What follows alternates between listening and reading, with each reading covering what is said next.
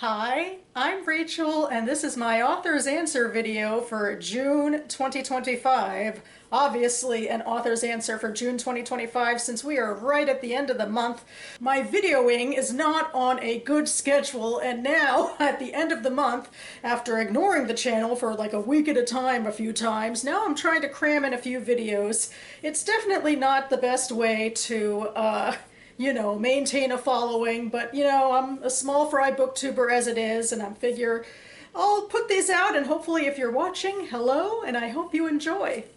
So anyway, the Author's Answer series was started by J.D. Archer and his writing group. They met on his blog for, I think, several years, once a week, to answer reading and writing related questions. And then J.D. brought some of those questions and answers over to his own AuthorTube page.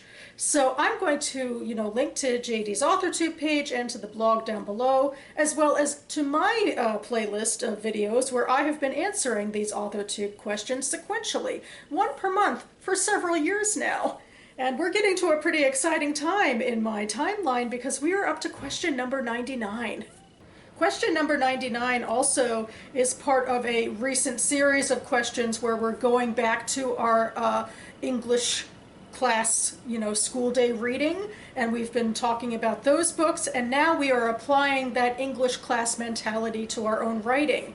And so the question is, if your work was read in an English class, then what do you think the English teacher would say is the message you are trying to convey in your writing? And for me, seems pretty on point. This reminds me of actually being in a writing group with somebody who says, you know what, you don't know what your theme is until you actually write the novel. And I always counter with, actually, I tend to know the theme before I know anything else about the novel, including the plot, which explains a lot about my outlining and writing and drafting process. So I certainly hope I'm conveying some sort of themes. I want them to be nuanced and compelling, but to narrow it down for this video and thinking pretty specifically about the novel, the fantasy novel I've spent a lot of my time on, and also a post-apocalyptic story, which is kind of similar in its way. And I think my message very much is about culture, what creates culture, and especially when people disagree about their culture, and when you have a long history behind you of displacement and then just generally the trends of thousands of years. I do think a lot about that in terms of Judaism, and that's a major focal point in a lot of my writing. But in a universal sense, I would think about the idea of being part of a cultural group, the important parts of it, and what it means to have an individual say and an individual sense of morality, and also how that fits into a larger culture. So I'm not sure exactly how that would be distilled into a message in an English class, but I definitely want what I'm writing about thematically to not just be simplistic.